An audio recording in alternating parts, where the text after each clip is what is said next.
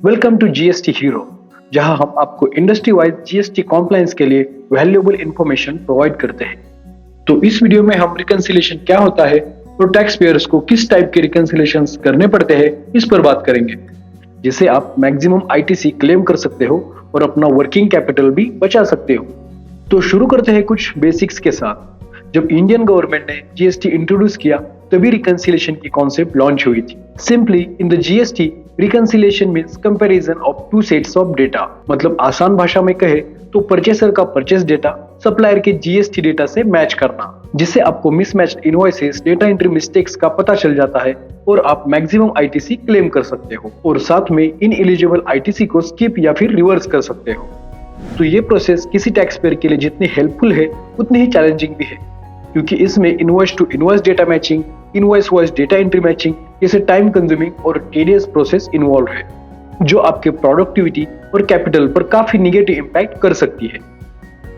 तो देखते हैं इंपॉर्टेंट रिकंसिलिएशंस अंडर जीएसटी।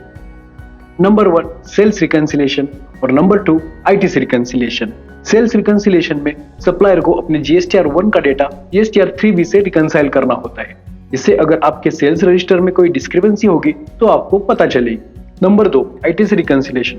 तो जीएसटी के अंडर सबसे इंपॉर्टेंट अगर कोई रिकंसिलिएशन है तो वो है आईटीसी रिकंसिलिएशन, जिसे ध्यान से समझना हर एंटरप्राइजेस के लिए मैंडेटरी है, क्योंकि इसी रिकंसिलिएशन के बेसिस पर आप आईटीसी क्लेम कर सकते हो और अपना कैपिटल बचा सकते हो। तो इसमें टॉप प्रायोरिटी पर है purchase versus GSTR 2B reconciliation, क्योंकि as per the government rule GSTR 2B में आपकी आईटीसी अमाउंट ऑटो पॉपुलेटेड होकर आती है।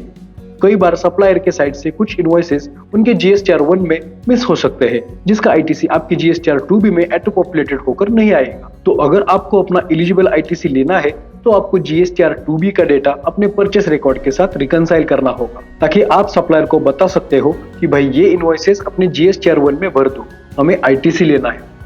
इसके बाद अगर कोई इंपॉर्टेंट रिकंसिलिएशन है तो वो है GSTR 2B versus GSTR 3B। तो जैसे कि आप जानते हो as per the government rule tax payer सिर्फ जीएसटीआर 2B के बेसिस पर आईटीसी क्लेम कर सकता है, ना कि परचेस रिकॉर्ड के बेसिस पर। तो इस केस में आपका जीएसटीआर 2B का डेटा जीएसटीआर 3B से रिकंसाइल करना बहुत इंपॉर्टेंट है, क्योंकि 3B हमारा ऐसा रिटर्न है जहां पर आप मंथली आईटीसी क्लेम करते हो।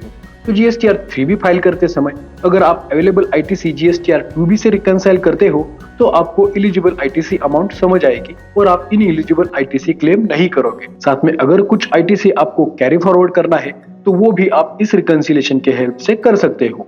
तो ये रिकंसिलिएशंस आपको आईटीसी क्लेम करने के लिए बहुत हेल्पफुल होते हैं। और that's it for today. This video will help you with error free and stress free GST compliance. Don't forget to like, share and subscribe to GST Hero for more updates. Until next time, bye bye.